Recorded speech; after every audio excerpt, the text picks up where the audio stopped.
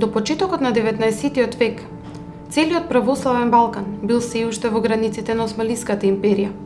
Европските идеи за сопствена држава и национална слобода ги разнишаа темелите на шеријатската држава. Настана национално-ослободителните движења во периферните делови на империјата. Се активираше борбата под знамето на крстот против полумесечината. Исто така започна масовни буни и востанија. Ослободувањето на балканските народи што живееја во рамките на Турција започна од почетокот на 19-тиот век. И тоа се изврши и се создадоа сите балкански држави главно до Берлинскиот конгрес 1878 година. Национално-ослободителниот процес прва го започна Србија, благодарејќи на сестраната поддршка од православното српско население во Војводина. Постаничките активности во Белградскиот пашалак, помогнати од интересите на Австрија и Русија, со сесрдна лична и материјална помош од целиот православен Балкан. Во 1804 година беше создадено првото јадро на современата српска држава, на чело со Караѓорѓе Петровиќ. Многу доброволци и угледни личности и од Македонија зедоа видно учество во српското ослободување, државно конституирање и меѓународно афирмирање. Првин беше ослободена една мала Србија со Караѓорѓе на чело. Потоа беше со етеристичкото движење ослободена Грција 29-30 година. И грчката диаспора по европските и во приморските центри ги прифати идеите на Ригас Велестинилис и со масовно организирано движење го создаде народното етеристичко движење, кое е помогнато со доброволци не само од Балканот, туку и од христијанската Европа. Во 1830 година конечно ја создаде првата современа грчка држава. Македонците беа првите доброволци учесници во грчкото ослободување и осамостојување. По обединувањето на романските кнежевства во единствена држава Романија во 1860 година, во процесот на ослободување и државно конституирање, масовно учество зедо и печалбари и доброволци од Македонија. Најпосле, покрај Романија, која доби своја призната државност во 1860 година, и најпосле со Берлинскиот конгрес по руско-турската војна се ослободи и Бугарија. По создавањето на кнежеството Бугарија во 1878 година и автономната провинција Источна Румелија, практично на територијата на Балканот се создале услови за никнување на уште една држава. Во моментот, во случајот станува збор за две области, бугарски области, кои што многу брзо потоа во 1885 година ќе се обединат во една единствена држава, позната како кнежество Бугарија. Во национално-ослободителниот процес, кој прва го започнала Србија, по неа Грција, а потоа и останатите земји кои биле под владење на Османлиската империја, активно учество во борбите зеле голем број македонци, очекувајќи дека подоцна ќе бидат поддржани од своите браќа христијани на Балканот и пошироко, за кога ќе дојде денот да се ослободи и Македонија. Но за жал тоа не се случило. За жал, Македонија и беше вратена на Турција, бидејќи и големите сили, и Грција, и балканските нови држави не се согласуваа Македонија да добие самостојност, иако во руско-турската војна руската команда подготви посебен проглас кој ќе влезе руската армија во Македонија, да се прочита тој проглас и за Македонија како посебна целина. Меѓутоа, таква варијанта беше отфрлена, бидејќи тоа беше во соглас со Цариградската амбасадорска конференција пред војната, но тоа не го прифатија западните држави и Русија се согласи за изменување на Сан-Стефанскиот прелиминарен договор во Берлин И тогаш Бугарија доби статус на кнежество, како зависно од Турција, а Македонија беше вратена назад во границите на Турската империја.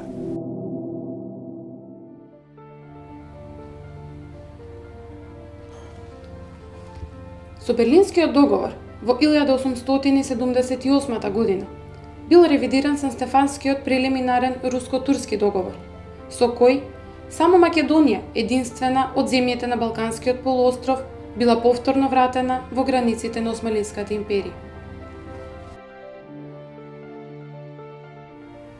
Тогаш се крена македонското кресенско востание, 78-79 година, и како и во сите востанија на балканските народи што учествуваа македонци, така и овде учествуваа и други народни, представници на другите народи од Балканот, па и не само од Балканот.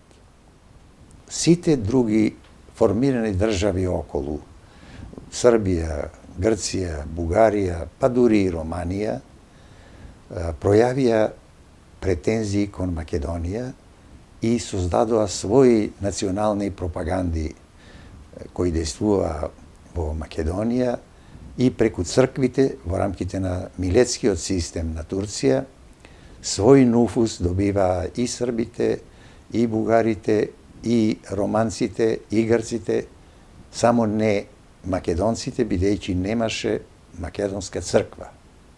А не можеше да има македонска црква, бидејќи султанот не можеше да дозволи во своите граници да има уште една словенска православна црква покрај екзархијата која ги представуваше православните словени во низините граници.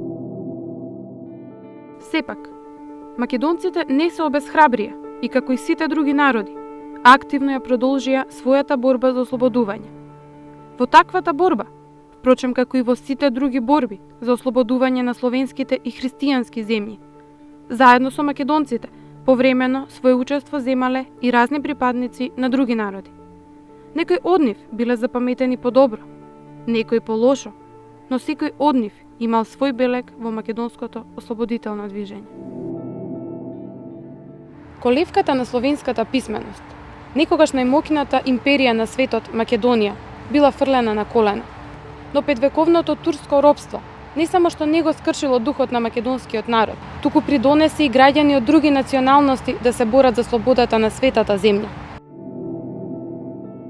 Најконтрадикторна странска личност беше руско-украинскиот козачки атаман Адам Ивановиќ Калмиков, роден 1858 година, починал 1885. Откако 17 години служел како козачки поручник во руската армија, учествувал како артилериски офицер доброволец во српско-турската војна во 1876 година, а како доброволец зел учество и во полкот на донските козаци во руско-турската војна во 1877. Бидејќи не бил примен во руската армија, отишол на воена служба во Србија. По примирието стапил на служба во канцеларијата на рускиот губернатор во бугарскиот град Видин.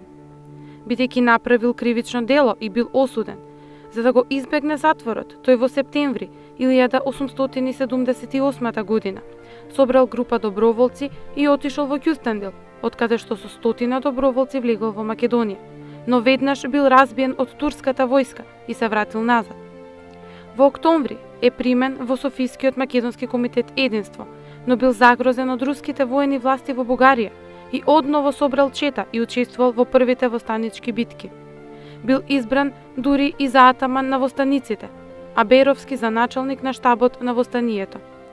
Но наскоро, поради авантуристичката природа на Калмиков, бил истеран од востанието.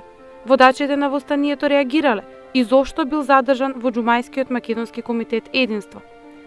Со мешањето на бугарскиот врховизам доаѓа до отворен судир, при што настанува и најистакнатиот војвода Стојан Карастоилов, убиен лично од Калмиков, а Беровски бил обвинет и затворен.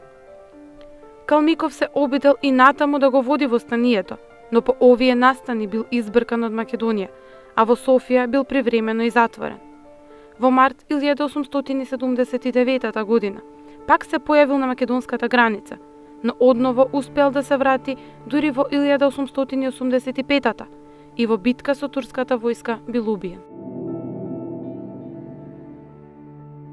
Во раководните редови на востанието се нашол и полскиот авантурист мајорот Луи Војткиевиќ.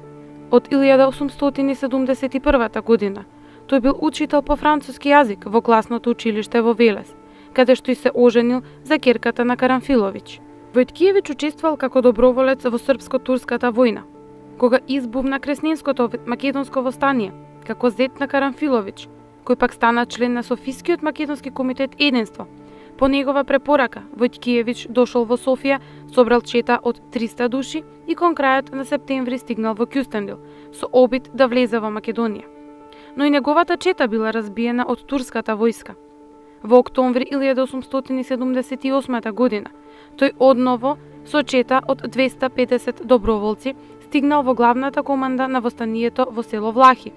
Започнал ривалска битка со Калмиков и дошол во судрив со Беровски, правејќи раздор меѓу востаниците.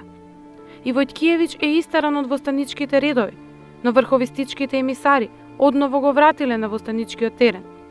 Војткиевиќ бил овластен од Софискиот македонски комитет Единство да ја превземе војната команда.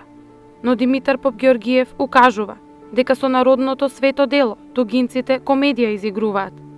И конечно завршува авантуристичката мисија и на мајорот Луи Војткиевиќ.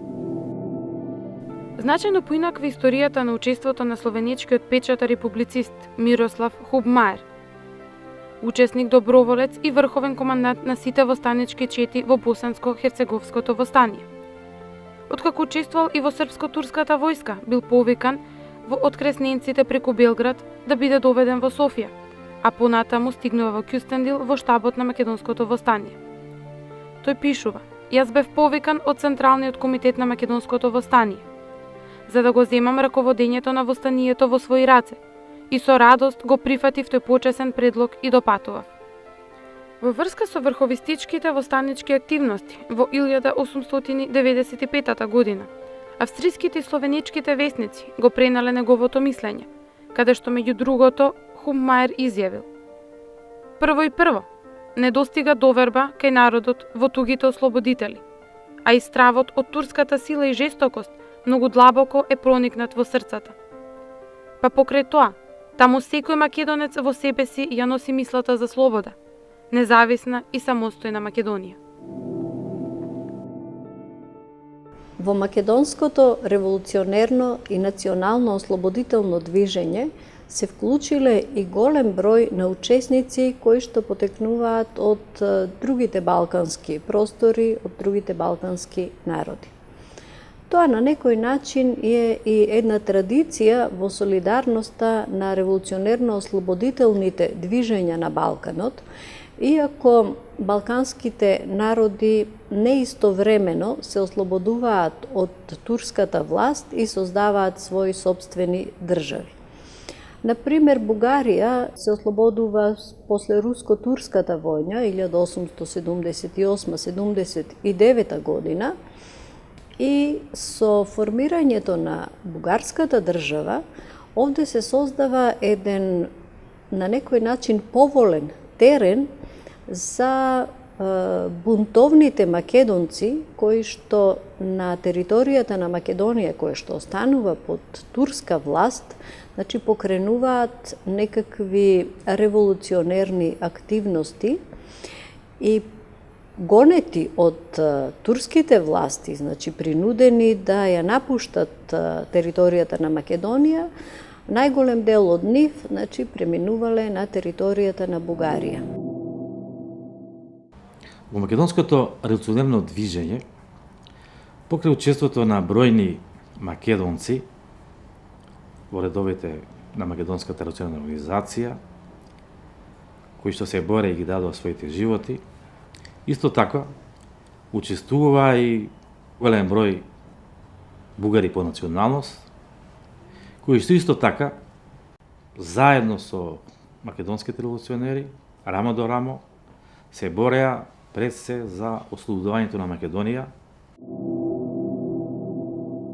Младите бугари кои што се приклучиле кон македонските дружења, почнале да ги осознаваат идеите за револуционерна борба за ослободување на Македонија, да ја осознаваат програмата на Македонската револуционерна организација и водени од примерот на нивниот револуционер Васил Левски, кој што делувал под сентенцата "Ако Бугарија еден ден се ослободи, ќе заминам сред друг народ", значи да помогнам за неговото ослободување, тоа на некој начин е лајт мотив за нивното вклучување и во македонското револуционерно и подоцна национално ослободително движење.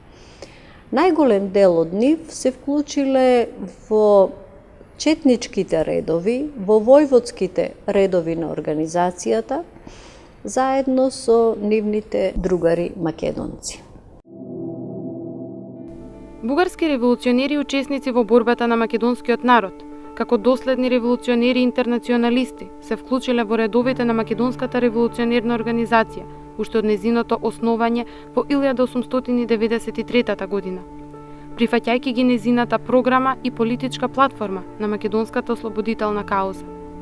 Тие биле со различно социјално потекло, идејно-политички убедувања и степен на образование.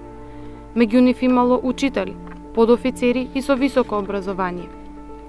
Биле на различна возраст, од најмлади момчиња до возрастни луѓе со семејни обврски. Повеќето од нив станале најголеми противници на врховизмот и со сета своја преданост се посветиле на самостојното македонско ослободително дело, придонесувајќи со своите извонредни организаторски и агитаторски способности за изградувањето на организационата мрежа ширум Македонија. Особено оние со поискусни војни вештини помогнале во обучувањето на војводскиот и четничкиот кадар на организацијата. Се вклучувале во подготовките на народните востанија за отфрлање на османската власт и за создавање на автономна и самостојна македонска држава. А дел од нив учествувале и како војводи и четници во четите на Македонската револуционерна организација во Илинденското востание.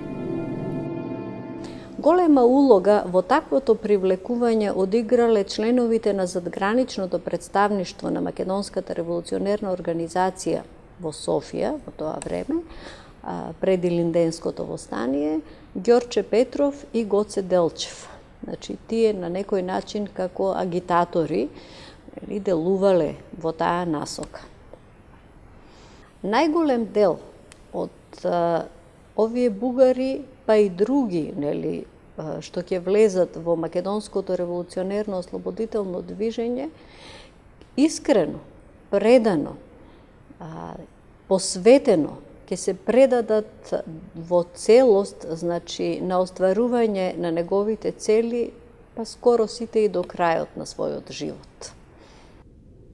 Овие учесници, кои што не се со македонско потекло, даваат голем придонес, дел од нив, и во создавањето на борбената сила на Македонската револуционерна организација.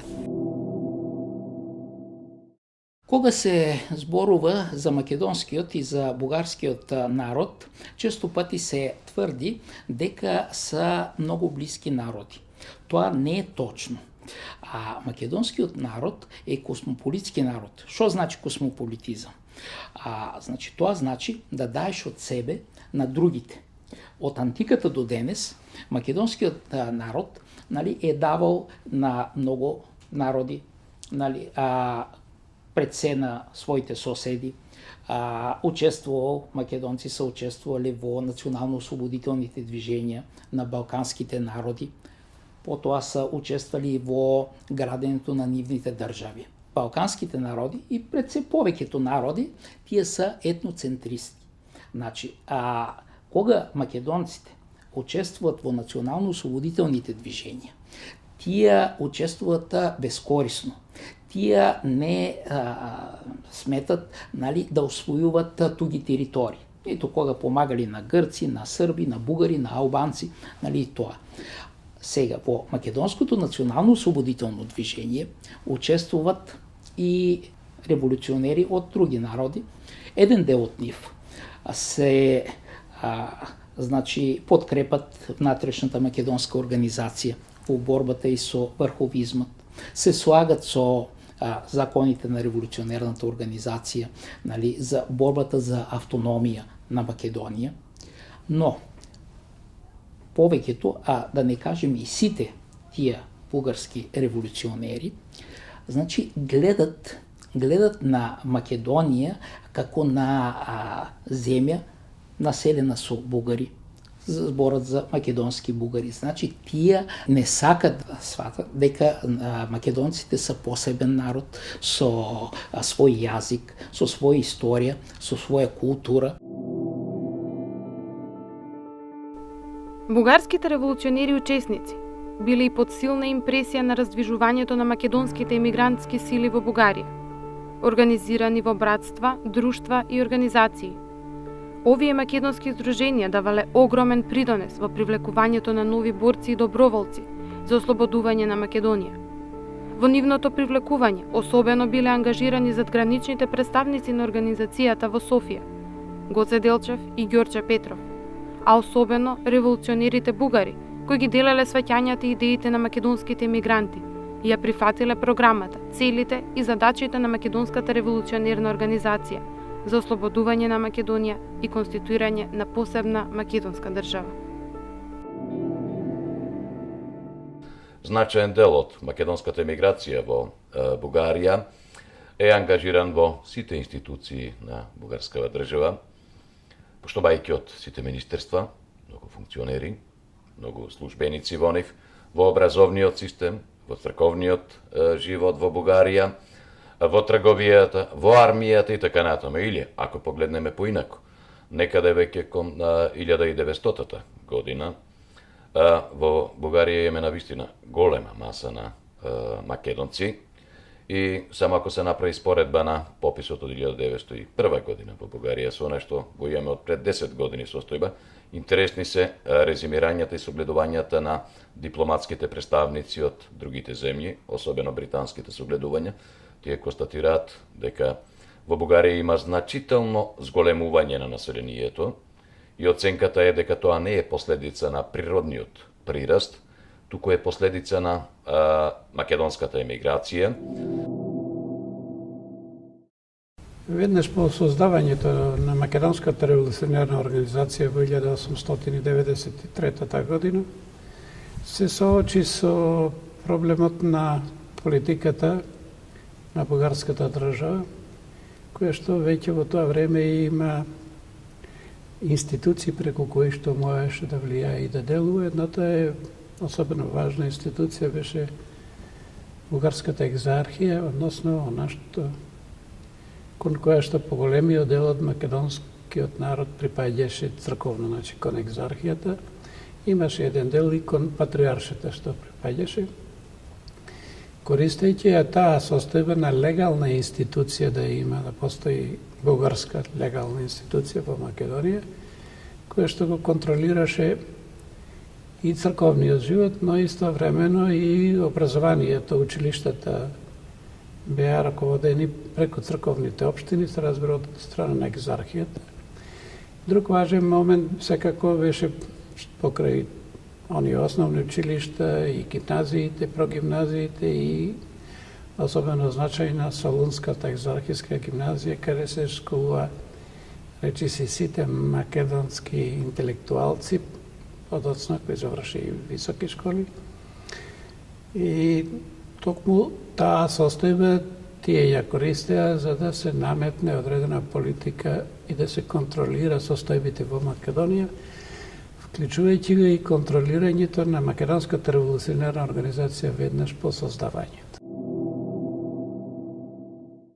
Действително в Моро има много революционери, които са родени в вътрешността на България. Някои от тях, като Христо Чернопеев, да кажем, той е роден в Плевенско, или Иван Гарванов в Стара Загора, и Пейо Яворов, който е така, първият биограф на Гоце Делчев и близък негов приятел. Не са един или двама. Те участват най-вече с идеята, че това е общонационално дело и че те се борят за освобождаването на поробените братя, както се казва, отвъд Рила и Родопите. Така че те участват точно с тази мисъл, без да търсят някакви дивиденти. И част от тях, като Марко Лерински, дават живота си в тази освободителна борба. Друг известен такъв е Михаил Герджиков, който е роден в Пловдив. Той е така анархист, привърженик на анархистичното движение.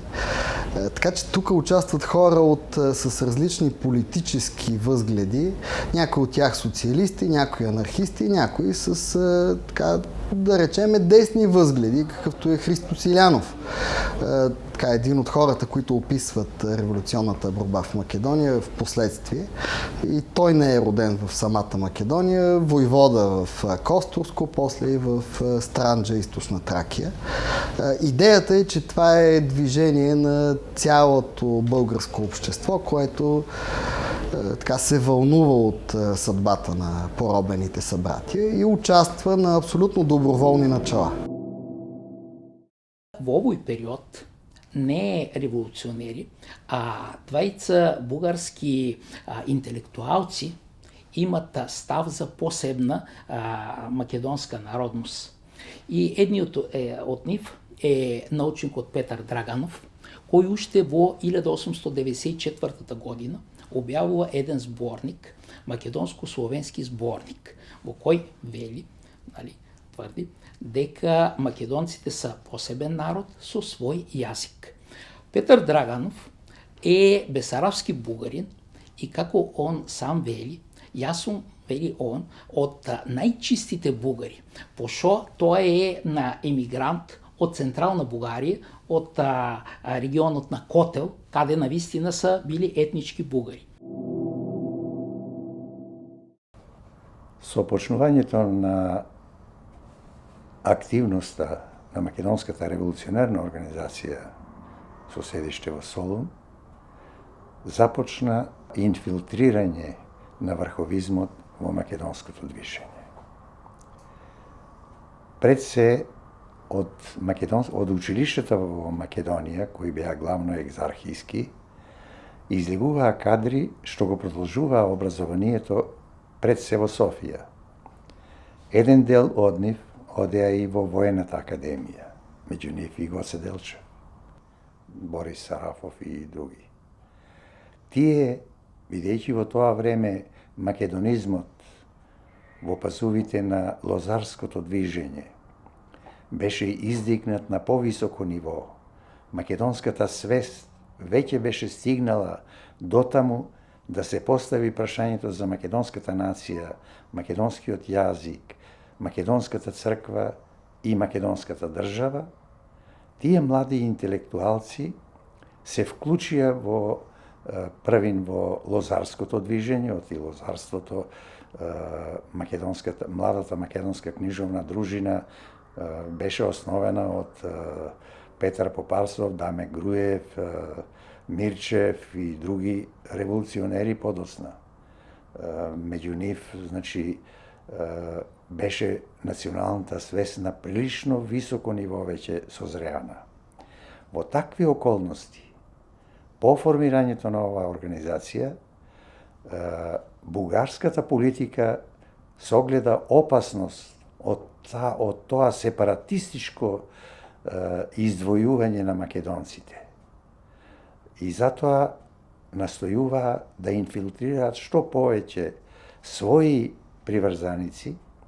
Тоа се обидува да го направат преку Врховниот комитет и да го постават како врховен арбитар за движењето за ослободување на Македонија.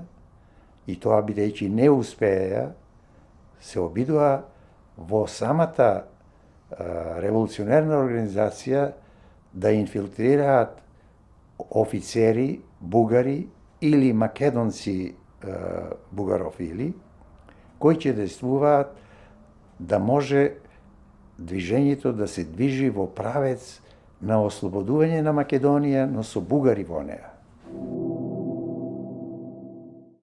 Така да во Солун, главно како главен центар, културен, духовен, политички па и економски, во Македонија настоја да испратат, така речеме, најпоекстремните интелектуалци кои што требаше да го наметнуваат бугарското влијание, или имаме еден од тие кој се вика Васил Кънчов, кој што беше инспектор и контролираше училиштата, во екзархиските училишта, тој беше и началник на оделението за образование, за просвета во екзархијата, кој што отворено говореше дека доаѓаат во Македонија да создават бугари.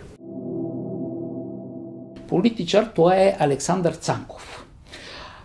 Тогаш тој на млади години, тој е социјалдемократ, и кога е во Минхен во 1905 година, значи пишува една книга Македонското прашање и Балканскиот сојуз.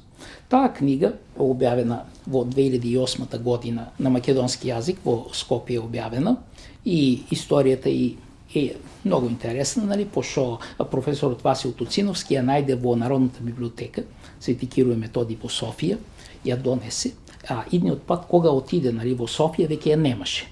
Александар Цанков води борба тука во таа книга со бугарскиот врховизам, со значи бугарската буржуазија, со тоа стремеж за усвојување на Македонија.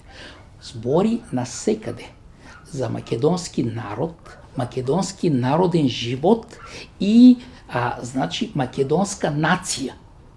Тоа е 1905 година. Сега, куриозното е тоа, дека подоцно самиот Александар Цанков, нали, станува еден од најголемите бугарски шовинисти, значи и фашисти.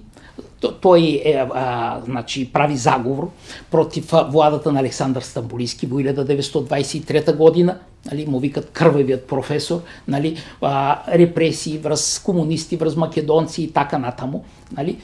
Значи имал е високи позиции како председател на Бугарско собрание и така. Овие бугари во македонското движење никогаш не можеа да си представат и македонска Македонија. Речиси, ниеден од сите тие учесници не можеше да си замисли Македонија да биде како одделна единица со своја македонска нација и со свој македонски јазик, црква и држава. Тие се бореа за автономија и гинеа за автономија, но како бугарска автономија која во еден ден ќе се припои кон Бугарија. Има отделна организација, която е в София, Върховният Македоно-Одрински комитет, в който участват, разбира се, много хора, така, живеещи в България, но родени в Македония, като и то от различни партии, като Димитър Благоев, който става социалист, Никола Генадиев, който е от крайно дясна партия, но там има и много хора, които са родени в България, като много известен български писател Алеко Константинов, които също участват в този аспект борба за освобождаване на събратията, и смята се, че тази организация, Върховния Македоно-Одрински комитет, е нещо като противник на ВМОР и че тя е дирижирана от българското правителство и най-вече от българския дворец, княз Фердинанд. Това е доста пресилено, много често този Върховен комитет действа самостоятелно. Не мисля, че тези хора участват с идеята да разтурят отвътре организацията. Имаме единственият проблем между двете организации. Той не е за тактиката, нито за целите. И двете организации говорят за автономия на Македония, и двете използват въоръжени методи. Проблемът е кой да ръководи цялото движение. Во тоа време, бугарскиот кнез Фердинанд се уште не е официјално признат ниту од Османлиската империја, ниту пак од европската дипломатија за законски кнез на Бугарија. Бугарија, значи, има свој политички интерес и затоа на разни начини ја поттикнува и ја поддржува активноста на македонските друштва, а тие несвесни за она што им се сервира, смета дека Бугарија ќе се заложи за нивната татковина Македонија. Повеќето бугарски револуционери учесници во македонското револуционерно и национално ослободително движење загинале храбро во борбата со османските власти во Македонија, а некои и во Балканските војни и во Првата светска војна. Мал број од нив ги преживеале бурните години на војните и продолжиле во новите услови да се ангажираат во поддршката на борбата за обединување на поделена Македонија и остварување на државноста преку автономна или независна македонска држава. Меѓу нив биле и оние револуционери бугари, кои останале активни во редовите на серската револуционерна група, при временото представништво на бившата обединета ВМРО, Македонската федеративна организација, ВМРО Обединети и други. Со тоа тие својот животен и револуционерен пат не само што го посветија на македонското дело, туку и поголем број од нив и храбро загина во борба со турските воени сили, како што се, например, Атанас Бабата во Кратовско, Михаил Попето, Петар Јуруков во Прилепско, Параске Цветков кај Могомила во Битола, Марко Лерински, Тома Давидов, исто така околу Охридско.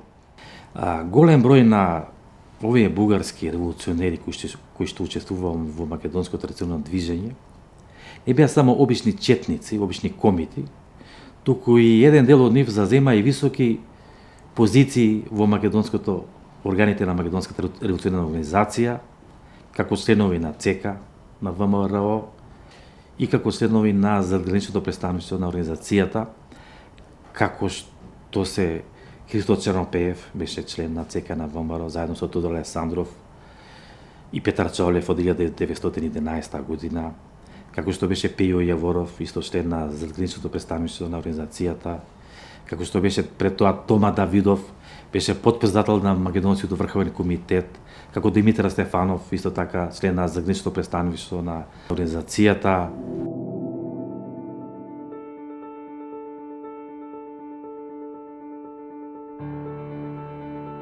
Христо Чернопеев, Тодор Паница, Крсто Асенов, Петар Јуруков, Тома Давидов, Атанас Димитров се само дел од најзначајните револуционери по потекло бугари или родени во различни краишта на царска Бугарија, кои одиграле голема улога во македонското ослободително движење пред, за време и по Илинденското востание.